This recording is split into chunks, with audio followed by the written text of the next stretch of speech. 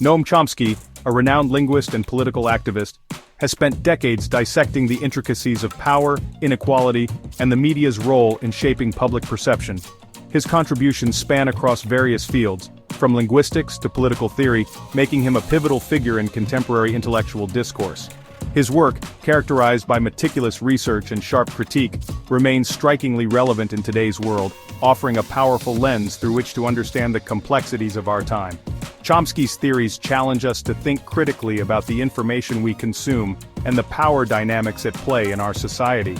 Chomsky's insights into the workings of power structures, the subtle ways in which consent is manufactured, and the responsibility of intellectuals continue to resonate deeply, urging us to question the narratives presented to us and to challenge the status quo.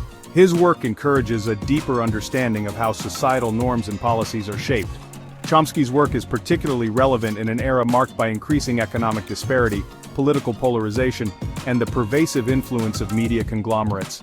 These issues are more pressing than ever, making his analysis indispensable for anyone seeking to understand the current socio-political landscape.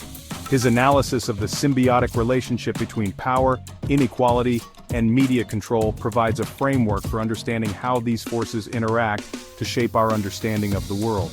This framework is crucial for dissecting the complex interplay between media narratives and public opinion. By exposing the mechanisms by which consent is manufactured and dissent is marginalized, Chomsky empowers individuals to become critical consumers of information and to challenge dominant narratives. His work serves as a guide for those who wish to navigate the often murky waters of media and politics. Chomsky's work is not merely about understanding the world, it is a call to action. He emphasizes the importance of active engagement and the role of individuals in fostering social change. He argues that intellectuals have a moral obligation to use their platform to challenge injustice and to speak truth to power. This moral imperative extends to all of us, urging us to use our voices and actions to advocate for a more just society. By exposing the root causes of inequality and the mechanisms that perpetuate it, Chomsky seeks to inspire individuals to engage in meaningful social change. His work provides the tools needed to understand and combat systemic issues. His work serves as a constant reminder that we are not passive observers in the face of injustice. We have the power to shape a more just and equitable world. Chomsky's enduring legacy is a testament to the impact that one individual can have on the collective consciousness. Power, in Chomsky's view, is not merely the ability to coerce or control, it is the capacity to shape perceptions, to define what is considered acceptable discourse, and to marginalize dissenting voices. This power is pervasive, infiltrating every aspect of our lives, from the media we consume to the education we receive. This form of power operates subtly, often invisibly, shaping our understanding of the world without our conscious awareness. It molds our beliefs, our values, and even our sense of what is possible. Chomsky argues that concentrated power, whether in the hands of governments or corporations, poses a fundamental threat to democracy and individual liberty.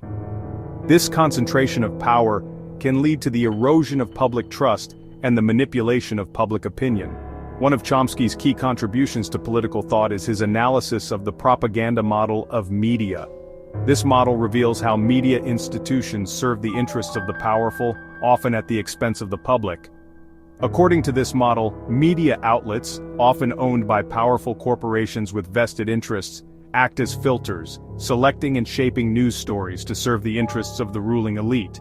This process is not always overt, but can be subtle and insidious. This filtering process, Chomsky argues, results in a distorted picture of reality, one that reinforces existing power structures and marginalizes dissenting voices.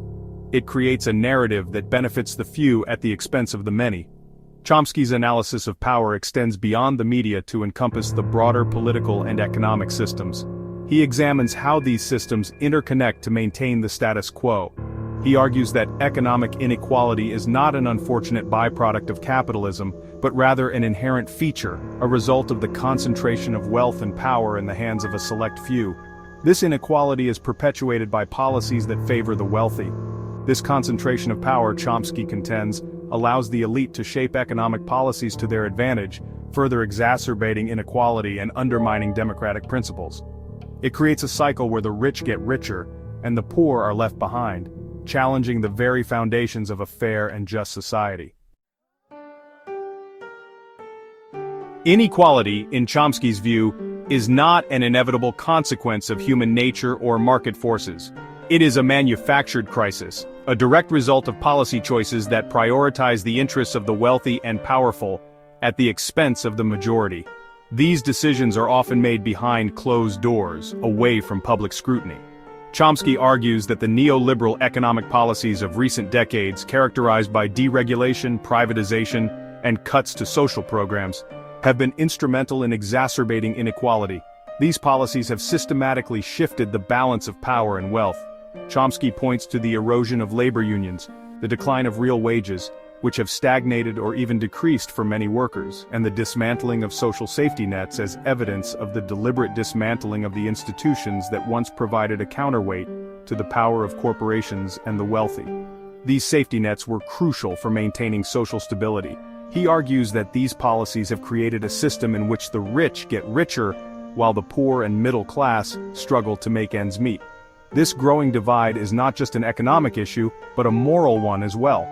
The consequences of this manufactured inequality are far-reaching, affecting every aspect of society.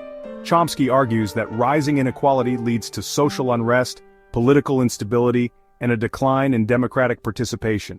When people feel disenfranchised, they are less likely to engage in the political process. When a small elite holds a disproportionate share of wealth and power, it undermines the very foundations of a functioning democracy. This concentration of power threatens the principles of equality and justice. Chomsky's work on the media's role in shaping public opinion is perhaps his most influential contribution to political thought. He argues that the media, far from being a neutral observer, plays a crucial role in manufacturing consent for the policies and actions of the powerful. By selectively framing issues, marginalizing dissenting voices, and promoting a particular worldview, the media serves to legitimize the existing power structure. Chomsky identifies several filters that shape media coverage, including corporate ownership, advertising revenue, reliance on official sources, and the fear of being labeled biased or unpatriotic. These filters, he argues, result in a narrowing of acceptable discourse where dissenting voices are marginalized and challenging the status quo is discouraged. The consequences of this manufactured consent are profound. By shaping public opinion and limiting the range of acceptable debate, the media plays a crucial role in maintaining the status quo, even when that status quo is characterized by inequality, injustice, and the erosion of democratic values.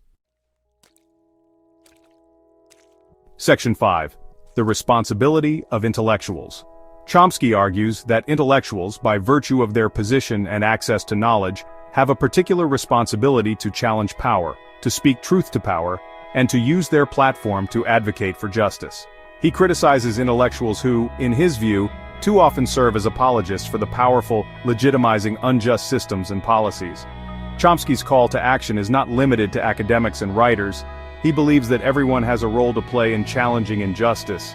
He encourages individuals to become critical consumers of information, to question the narratives presented to them, and to speak out against injustice wherever they see it.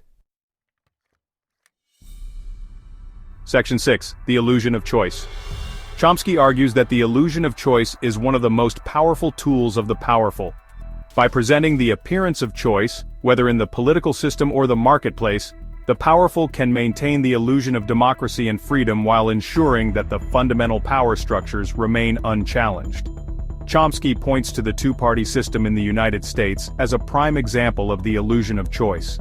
He argues that the two major parties, while superficially different, represent the interests of the same corporate and elite interests, offering voters a false choice between two essentially similar options.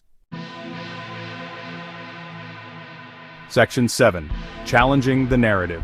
Chomsky's work is a testament to the power of challenging dominant narratives. By questioning the assumptions that underpin our understanding of the world, by exposing the mechanisms of power and control, and by offering alternative perspectives, Chomsky empowers individuals to break free from the constraints of manufactured consent. Chomsky's own life and work are a testament to the power of dissent. Despite facing harsh criticism and marginalization from mainstream media and academic circles, he has remained a steadfast critic of power and a tireless advocate for justice. Section 8. The Power of Collective Action. Chomsky's work is not all doom and gloom. While he is a fierce critic of power and inequality, he also believes in the power of collective action to bring about meaningful social change. He argues that throughout history, ordinary people, by organizing, mobilizing, and demanding change, have been able to challenge entrenched power structures and create a more just and equitable world. Chomsky points to the civil rights movement, the labor movement, and the anti-war movement as examples of the transformative power of collective action. He argues that these movements, while facing formidable opposition, were able to achieve significant victories by harnessing the power of ordinary people united in a common cause. Section 9. Conclusion. A call to action. Noam Chomsky's work is a call to action, an urgent plea for individuals to become engaged citizens, to challenge injustice, and to work towards creating a more just and equitable world. His insights into the workings of power, the role of the media, and the responsibility of intellectuals provide a framework for understanding the challenges we face and for charting a path towards a better future. Chomsky's work is a reminder that we are not powerless in the face of injustice. By becoming informed, engaged, and active participants in our democracy, we can challenge the status quo, demand accountability from those in power, and create a world that reflects our values of justice, equality, and human dignity.